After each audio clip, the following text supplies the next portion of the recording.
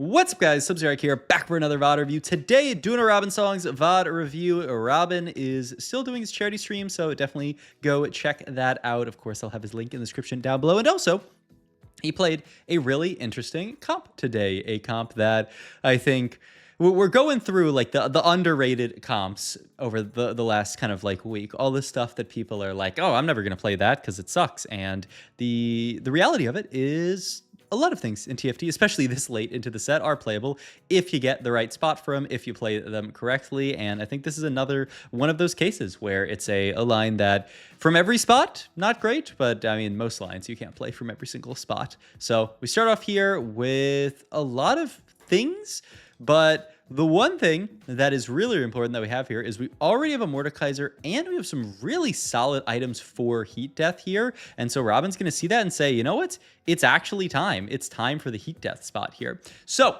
items for this Mordekaiser here. I can bring up the stats actually because I'm a nice guy. Throw Mord 3 in the stats. Look at his items here. You can see JG is usually what you're going to build on this guy. That kind of signifies that we are in a Heat Death setup. And then from there, Edge of Night tends to perform quite well. You can see a lot of the best performing builds are Edge of Night Hodge, very reasonable. Even Edge of Night Gunblade actually looks quite solid here just to ensure that he's healing up another strong frontliner. And that's kind of the idea here. Even Titans as well, looking pretty decent here in the setup. Looking like what you really don't want to build is like a BT in this spot here. Just look like BT really does not do enough onto a unit like Mordekaiser. So yeah, that is what the stats say. And you can see when we were taking a peek at those stats, the stats don't look amazing onto this. I think a lot of people see Heat Death and they're like, I will not click this. But after this augment has been buffed a few times, I do think Mord is in the world now where this is something that you can take and actually do quite well with, especially when you're in a spot like this where we already have that GG slammed. We have Edge of Night open as our next slam here. We have one Mordekaiser already. Also, Robin gonna do literally exactly what we did here. Go look at JG, look at his items, and then see that, yeah, I mean, a Hodge Edge of Night looks really, really reasonable from this spot here. So we will see what he ends up going for. But yeah, that's the idea as far as the units or the items that you end up going for. As far as the units that you do put on your board here, Vertical Darkstar is oftentimes the idea, and that is what Robin is going to team planner out in the spot here. Meepsy Alawi fit really, really nicely onto this board because you get Shepherd in, you get Vanguard in, you get everything in. So you get Voyager in as well. It's like literally, yeah, the board just fits perfectly with this setup here. And most importantly, this does put a Vanguard onto the board, which is nice here. Could look at a little every 4 seconds Leona printer idea to maybe eventually just get to Leona 3. It's probably not going to stay on the board, but it is econ at the end of the day. Don't think we're going to be playing Arbiter forever here. Oh, he actually ends up taking the Interest one. I mean, the Interest one's really, really consistent, especially in a spot like this where you think, you know, maybe we won't have the world's strongest board here. You do have to be careful here because it's combat start. So like in a spot like this, you're actually only getting 1 gold of interest here. And so you're only getting the 20% chance instead of the 40% chance, which feels a little bit bad. But at the end of the day, there's not a huge downside to picking this up here. This is just going to be usually your strongest board here because the traits fit in really, really nicely. I hate Soraka here, but is he really going to take it? I would just take Divine Intervention in this spot here. He's going to take the Soraka here, and the whole rest of the lobby grabs Divine Intervention, which is funny. I guess his thought is he wants to streak. He doesn't really want to play for this this like 30 HP thing. I mean, we're already on a 3 streak here, so he's saying by the time we cash out 30 HP, it might, you know, the game might be over, honestly. Hopefully. We do get our Edge of Night here, and we get our Mordekaiser too. So surely this augment will be good from this spot. I'm VOD reviewing this game a little bit as like a what's the way to think about it? Like almost like rehabilitation for my own thoughts on playing this comp, because I played this comp from a back in the day. Remember when the portal that gave you a dupe gave you just 2 3-cost duplicators? I played this in that portal and had like a Mordekaiser 3 on 3-2, and then I lost like every single fight stage 4. And so I'm playing this also to prove to myself that I'm watching this game to prove to myself that it is playable. Sometimes that's the best thing to do in a spot like this where you're like, oh, does this augment or does this line completely suck? And you watch a player like Robinsongz play it, very good player, and usually you'll realize, no, okay, this line doesn't suck. Maybe I suck at the end of the day. You know, just needs to be a skill issue and just realize that you can play it from good spots and maybe you're just not playing it from good spots. That is how TFT goes sometimes with with any comp, with any line, and yeah, I mean sometimes lines just don't click, and that's usually because there's something that you're missing.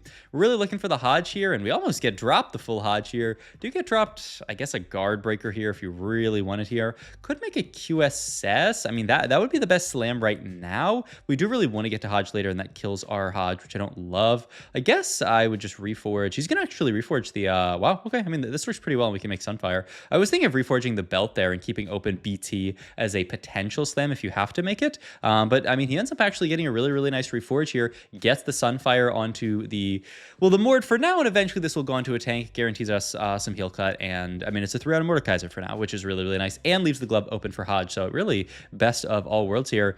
Do you ever take healing orbs in this spot here? I mean, it doesn't actually sound too bad. Magic Roll's always a good augment, but I might be tempted to take this healing orbs here. He's maybe yapping about too tanky being a possibility. Is just going to take Magic Roll, it looks like here, just because it's a good augment. I mean, could be a lot of gold here, or even just this, which is a lot of HP onto the board here. Don't mind it at all here, and we are going to get to this version of the board that we talked about, where you're just fitting in Shepherd for free, playing 3 Vanguard right now, which is kind of like whatever. I mean, it's not like amazing, but you know, definitely something that you can look at here onto the board right now. So it's fine. It's fine enough, and we can live with it. So we're gonna just slow roll on level 6 here, looking for obviously our Mord 3. You can think maybe about going for Meepsy 3 on this board, but it's usually not a consideration. Usually you're just going to use Mordekaiser 3 plus the black holes on this board plus like a Lowy 2 and stuff like that as your front line here, just because it is. This Meepsy unit is just not the best unit to play around as a tank, especially if you're not getting stuff like Meeple in on this board, which is obviously just very difficult to play. But I will say, watching this board go, I mean, the Mord is doing great work. You would expect, right, from a 2-cost hero augment that you would be strong in this stage. He's going to take the Giant's Belt here. I was thinking about potentially just grabbing Blessing Speed for the Mord. We do have the Hodge here, which is amazing. This is going to allow us to get to 3 out of Mordekaiser, and he's thinking about it, but yeah, he is definitely going to pick that up here. I mean, it's a great last Mordekaiser item here in this spot here. So yeah, we will pick this up here and get into for Darkstar, make the Hodge, move the Sunfire down to, I guess, the Alawi. Yeah, and yeah, I mean, the board's looking nice. 6 Mordekaisers, a Lysandra 2, and man, if we can keep our streak, our spot will be amazing. I guess also the other thing to talk about is this is kind of interesting Mord positioning where he's just solo frontlining it, letting the entire enemy board come and kind of wrap around it. And then obviously he still has the Edge of Night for aggro drop. It's almost like Briar positioning, if you guys have played that line, or especially earlier in the set you played it, where it's like, you know, you play for the Briar to take aggro at the start, let all the units kind of wrap around her and drop her low, and then, you know, she drops aggro, the aggro goes to the tanks, then she just kills everybody. And kind of a similar idea here. Not like Mordekaiser does more as he gets lower here. It's not the same idea as Briar, but it does cause the enemy board to clump around him, get really good AoE value, and also means that he's going to be doing a lot of work with the healing. The only downside is when you fight a board like this Gnar board, who actually, even though he's not targeting you, he can throw boomerang. So yeah, I think the positioning actually ends up biting us there a little bit here. And yeah, right after that fight, he's like, okay, I'll frontline the rest of my units, because we definitely should not have lost that fight if we had just positioned it normally. So makes sense. I mean, it's hard actually, because the positioning was good against a lot of those other boards, but versus that guy, it really did not do much. We have a couple extra Zoes here. She's not really going to stay on the board long term. Oh my god, that is a quick Mordekaiser 3. That's amazing news for Robin, because now he can just stop and chill here. You probably would like to, I mean, you'd love to get to some kind of MR shred here, but he's going to go for the double slam here. Kind of weird positioning here, but I guess we'll fix it soon, because it's awkward that we have the Gargoyle in the middle of the board. It's awkward that we have the Shepherd on the edge of the board. It's awkward that we aren't getting to any kind of MR shred right now, but he did just want to make these slams here just to get 3 item. I mean, it's never bad in a spot like this, and then you can look for a Void Staff as an extra slam here, so makes a lot of sense. Wow, Robin has raised a lot of money. That's pretty cool. Shout out to Robinsongz. Last augment here. I don't mind just a second wind to make the board a bit tankier here, and that is what he's looking at here. Group Hug actually sounds fantastic as well. Probably has to be Group Hug in a spot like this. No, wow, he's going to go for the second wind. Okay, I mean, both augments sound really nice. Obviously, the upside of Group Hug is you have an extra unit onto your board. You're actually going to have way more extra units on your board because of the Dark Star black holes, but the second wind is obviously just going to make the board a bit tankier, so doesn't seem the worst here. Rotate into a Space Groove board, and as Space Groove always does, that player has a Blitzcrank already. It's just contractually obligated whenever you're playing against somebody that they high roll the exact 5 cost that they need. That's just life, but not the end of the world here. We do pick up the fight win here, and at this point, we're looking at just pushing levels, right? We are doing the Dark Star thing now, where we've hit some piece of the board that stabilizes us, but Dark Star is one of those rare traits. They tend not to do this much in modern TFT, but they do it every once in a while, and certainly they're doing it here, where you need a 5 cost to complete this energy. You need a 5 cost to reach 6 Dark Star, or obviously a spatula, but those are hard to come by. And so we are now on the path to trying to find that Jhin, that 6 Dark Star. So that's what we're looking for here. I think cash flow can help with that a lot, and we really don't need any more belts. We would probably just like to take a Void Staff component here, and that's the tier. So looks beautiful here, and level 8 is going to come relatively soon. We're pretty rich here, and getting onto a bit of a win streak here, so I wonder if we are just going to level next round here. 63, it's a little expensive. Probably do have to wait, actually, a few rounds here, just because if we level here, we are going to be broke. But he is holding all of his next few ins here. He's got the Ross, which he was thinking about, but then he's like, honestly, it's just going to be better on this board if I do get Voyager, and Voyager's going to be a great trade on this board. And